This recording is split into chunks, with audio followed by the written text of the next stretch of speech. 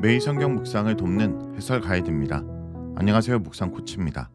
함께 읽고 나눌 말씀은 예레미야가 4장 11절에서 22절까지 말씀입니다. 이전 단락에서 시온은 달시온의 비참한 상황, 특히 굶주림으로 죽어가는 시온 사람들에 대해서 이야기하였습니다.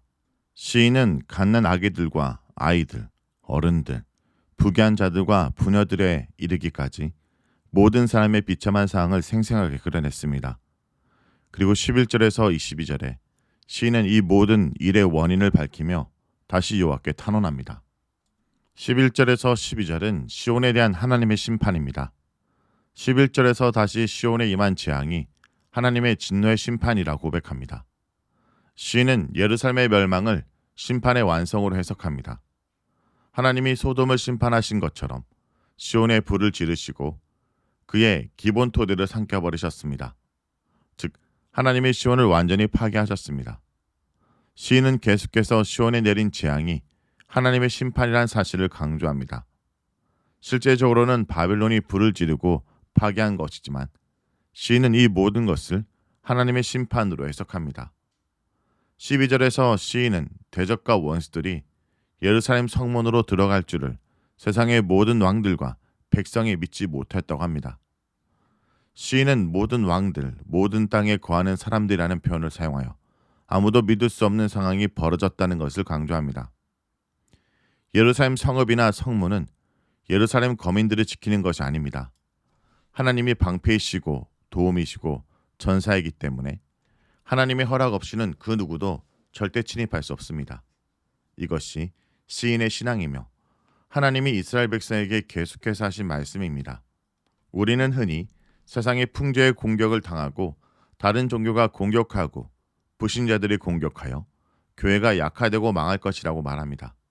하지만 교회는 예수 그리스도의 피값으로 사신 곳입니다. 그러므로 성도들이 신앙을 지키며 말씀대로만 살아간다면 교회는 하나님이 지키십니다. 교회를 지키기 위해 우리가 걱정해야 할 것은 외부의 적이 아니라 교회 안의 불의와 죄와 불신앙입니다. 예레미야가 예루살렘의 멸망을 외친 이유도 바로 이스라엘 죄악과 우상 숭배 때문이었습니다. 13절에서 16절은 시온의 지도자들의 죄입니다. 시인은 예루살렘 멸망의 원인을 선지자들과 제사장들의 죄 때문이며 그들이 성 안에서 의인들의 피를 흘렸기 때문이라고 합니다. 선지자와 제사장들은 종교 지도자들입니다. 시인은 이들의 죄가 가장 크다고 비판합니다. 이들이 저지른 제목은 의인들의 피를 흘렸다는 것입니다. 제사장들은 재판에 관여했기 때문에 부정한 판결을 내려 의인을 악인으로 만드는 데 관여할 수 있었습니다. 그리고 선지자들은 하나님이 전하는 말씀이 아닌 거짓 예언과 거짓 평안을 전하였습니다. 예레미야는 거짓 선지자 하나라를 비롯한 여러 거짓 선지자들과 싸웠고 제사장 바스올에게 매를 맞기도 하였습니다. 하나님의 말씀의 파수꾼인 종교 지도자들이 하나님의 의로운 말씀을 제대로 가르치고 지키지 않았습니다. 따라서 하나님은 이들의 죄를 가장 심각한 것으로 보셨습니다. 14절은 피로 자신을 더럽힌 사람들, 곧 부정하게 된 사람들의 상황을 보여줍니다. 여기서 피는 13절과 연결해서 해석할 때 의인들의 피입니다. 이들은 무고한 피를 흘렸고 이로 인해 죄의적으로 부정해졌습니다. 죄의적으로 부정해지는 원인은 두 가지입니다.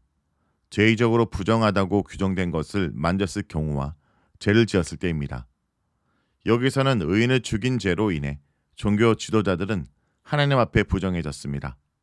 종교 지도자, 특히 제사장과 선지자들에게 요구되는 것은 정결인데 이 사람들이 의인을 죽이면서 부정하게 되었습니다.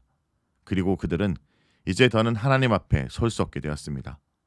물론 이 사람들은 자신들의 부정한 상태를 보지 못하고 계속해서 제사를 드리고 거짓 예언을 하며 이스라엘 지도자로서 특권만을 누리며 살았습니다. 하지만 자신의 죄를 모르고 종교 지도자로서의 건세를 부리는 모습은 마치 소경과 더러운 자의 모습과도 같습니다. 15절에서는 종교 지도자들에 대한 시인의 비난이 더 거세집니다. 사람들이 이들을 부정한 사람 취급하며 부정하다, 돌아가라, 돌아가라, 자신을 만지지 말라라고 외치면서 종교 지도자들을 내쫓고 피합니다. 사람들로부터 존경의 대상이 되어야 할 종교 지도자들이 부정한 사람의 대명사가 되어 사람들의 기피거리가 되고 쫓겨다니는 존재가 되었습니다.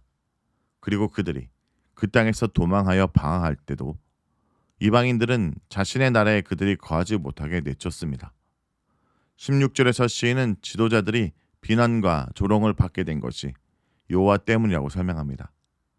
여호와의 얼굴이 그들을 흩으셨다고 하는데 이것은 여호와가 그들을 직접 흩으셨다는 의미입니다. 일반적으로 여호와의 얼굴은 자신의 백성을 보기 위해 오시는 여호와의 임재의 상징입니다. 그런데 여기서는 심판하기 위해 여호와가 오신 것으로 표현합니다. 그리고 이것은 제사장의 얼굴과 대비되는데 여호와가 제사장에게서 자신의 얼굴을 돌리셨기 때문에 사람들이 제사장의 얼굴을 높이지 않는다는 의미입니다. 사람들은 장로들에게도 호의를 보이지 않았습니다.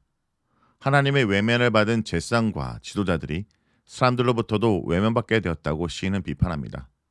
많은 사람들이 교회의 어려움 앞에서 시대를 탓하고 외부의 문제 탓을 합니다. 하지만 교회 공동체에서 발생하는 문제의 일차적 책임은 언제나 지도자들에게 있습니다. 교회 지도자가 바로 서지 못할 때 교회는 쇠퇴하게 되고 지도자들은 조롱거리가 되며 배척의 대상이 됩니다. 17절에서 20절은 우리의 어려움에 대한 탄식입니다. 이제 시인은 자신과 자신의 공동체를 동일시하며 우리의 어려움에 대해 깊이 탄식합니다. 시인은 우리들이 헛된 도움을 계속해서 바라보느라 눈이 상했다고 고백합니다. 이스라엘은 망하기 전까지 계속해서 주변 나라들과 동맹을 맺으며 그들의 도움을 구하였습니다. 그리고 그들로부터 구원에 대한 희망이 주어질 것이라는 은근한 기대를 품었습니다. 그러나 예레미야는 분명히 주변 나라를 의지하지 말고 하나님께 해결하고 선포하였습니다. 하나님께로 돌아와 오직 하나님만 의지하라고 선포하였습니다. 그러나 이스라엘 지도자들은 예레미야의 경고의 말씀을 귀담아 듣지 않다가 결국 망하게 되었습니다. 18절부터는 도움을 받지 못한 이스라엘 상황을 보여줍니다. 이스라엘은 적들이 자신의 걸음을 엿보기 때문에 길을 다닐 수가 없었다고 고백합니다. 이것은 사냥꾼이 짐승을 잡기 위해 추적하는 모습을 연상시킵니다. 엿보다로 번역된 동사 추두가 사냥하다라는 뜻이기 때문입니다. 이스라엘 백성은 적들로부터 언제 공격당할지 알 수 없는 상황이기 때문에 마음 놓고 길을 다닐 수 없었습니다. 이런 위협적인 상황을 보면서 그들은 이제 자신들의 끝이 멀지 않았다는 사실을 알게 되었습니다. 18절 하반절에서 끝이라는 단어를 반복적으로 사용하여 시인은 망할 것이 확실하다는 것을 강조합니다. 19절은 18절의 사냥 모티브를 계속 이어가면서 적들을 추적하는 자로 부릅니다. 적들은 독수리보다 산꼭대기까지도 올라가고 강야에서도 매복하고 있습니다.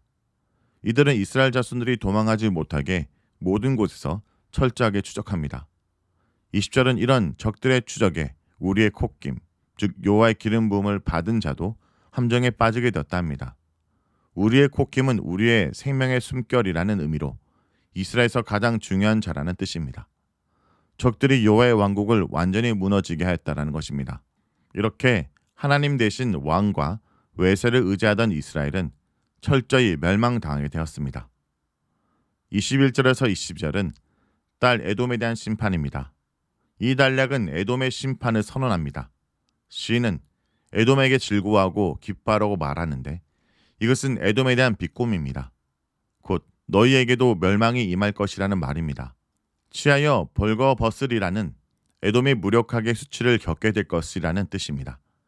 21절은 시온에 내린 징벌이 끝날 때 에돔이 징벌을 받게 될 것임을 알려줍니다. 여기서 에돔은 시인으로부터 비난을 면치 못합니다. 왜냐하면 이스라엘이 어려움에 빠졌을 때 에돔은 그들을 돕지 않고 오히려 배반하였기 때문입니다. 유다는 하나님 대신 애굽을 의지하여 바벨론을 막아보려 했지만 허망한 소망으로 끝나버립니다. 원수에 쫓겨 길거리를 거닐 수도 없었고 산꼭대기와 강야에서도 원수가 매복해 있어 숨쉴 곳도 없었습니다. 마지막 남은 희망인 왕 시드기야 맞아 도망하다 붙잡혀 처참하게 죽고 맙니다. 성도 여러분, 하나님을 떠나서는 우리가 숨을 곳도 숨쉴 곳도 없습니다. 나의 의존 목록을 아무리 많이 나열할 수 있다 하여도 하나님이 맨 위에 있지 않으면 다 헛것인 것입니다. 말씀을 놓고 기도하겠습니다. 주님, 주님만이 우리의 소망임을 고백합니다. 세상적 방법으로 문제를 해결하랬기에 나의 형편과 나의 상황이 더 악화된 것을 바라봅니다. 내가 아니라 주님을 의지하며 주님께 소망을 두며 오늘도 살게 하여 주옵소서. 예수님의 이름으로 기도합니다.